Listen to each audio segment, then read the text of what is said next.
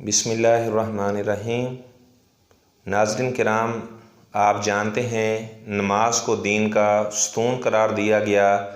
اس طرح آپ صلی اللہ علیہ وسلم نے اپنے آخری لمحات کے وقت جو الفاظ آپ صلی اللہ علیہ وسلم کی زبان مبارک پر تھے،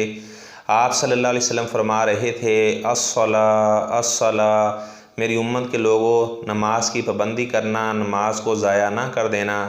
ایسے لوگ جو نماز کو ضائع کر دیتے ہیں، اللہ رب العزت ایسے لوگوں کے بارے میں ارشاد فرماتے ہیں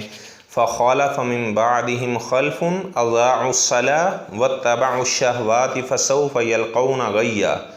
کہ ایسے لوگ جانشین بن گئے جنہوں نے نمازوں کو ضائع کر دیا، اور ایسے لوگوں کو جہنم کی ایک بہت ہی تپش والی ایک گہرائی والی وادی ہے جس کو غی کہا جاتا ہے، بے نماز لوگوں کو جہنم کی اس وادی میں داخل کیا جائے گا۔ تو آج کا جو درس حدیث ہے، عبداللہ بن عمرو بن عاص رضی اللہ تعالی عنہ بیان فرماتے ہیں، آپ صلی اللہ علیہ وسلم نے فرمایا، جو آدمی من حافظ علیہا، نماز کی پابندی کرتا ہے،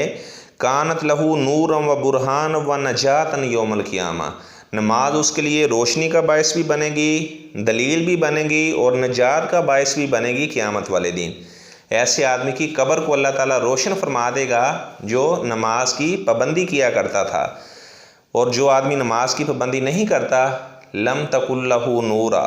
نماز اس کے لیے نہ تو نور کا باعث بنے گی، نہ دلیل کا باعث بنے گی، اور نہ نجات کا باعث بنے گی، بلکہ بے نمازی آدمی قیامت والے دن ما قارون، قارون کے ساتھ ہوگا، و فرعون، فرعون کے ساتھ ہوگا، و ھامان، ھامان کے ساتھ ہوگا، و ابی بن خلف، ابی بن خلف کے ساتھ ہوگا۔ تو یہ روایت مسند احمد میں بھی موجود ہے، طبرانی شریف میں بھی موجود ہے، اور سند کے لحاظ سے یہ صحیح روایت ہے۔ تو میرے بھائیوں، نماز کی پابندی کریں، نماز کو ضائع نہ کریں۔ ابن قیم رحمہ اللہ فرماتے ہیں،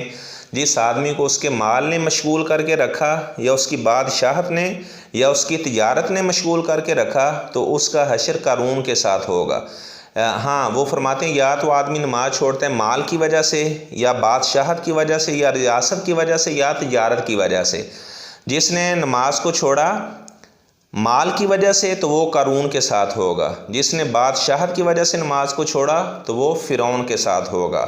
جس نے ریاست کی وجہ سے، وزارت کی وجہ سے نماز کو چھوڑا تو اس کا حشر ھامان کے ساتھ ہوگا، اور جس آدمی نے تجارت کی وجہ سے نماز کو چھوڑا اس کا حشر ابی بن خلف کے ساتھ ہوگا۔ آپ یہ بات بھی ذہن نشین کر لیں، ابی بن خلف وہ واحد آدمی ہے جو آپ صلی اللہ علیہ وسلم کے ہاتھوں سے قتل ہوا ہے، اور آپ صلی اللہ علیہ وسلم کا فرمان ہے کہ وہ آدمی لعنتی ہے، من قاتل نبیہ، جس نے کسی اللہ کے نبی کو شہید کیا وہ بہت بڑا لعنتی ہے، یا جس آدمی کو اللہ کے کسی نبی نے قتل کر دیا، اس کو جہنم واصل کر دیا، فرمایا وہ بھی بہت بڑا لعنتی ہے، جو اللہ کے کسی نبی کے ہاتھوں سے قتل ہوا، یا جس نے کسی اللہ کے نبی کو شہید کر دیا، تو ایسے آدمی کو لعنتی قرار دیا گیا۔ تو ابی بن خلف وہ آدمی ہے جو آپ صلی اللہ علیہ وسلم کے ہاتھوں سے جہنم واصل ہوا۔ تو اللہ تعالی ہمیں نماز پڑھنے کی توفیق عطا فرمائے۔ انشاءاللہ روزانہ ایک حدیث آپ کو بیان کی جائے گی، آپ ضرور سماعت بھی کریں اور دوسرے اپنے ساتھیوں کو شیئر بھی کریں، تاکہ یہ ہماری باتیں صدقہ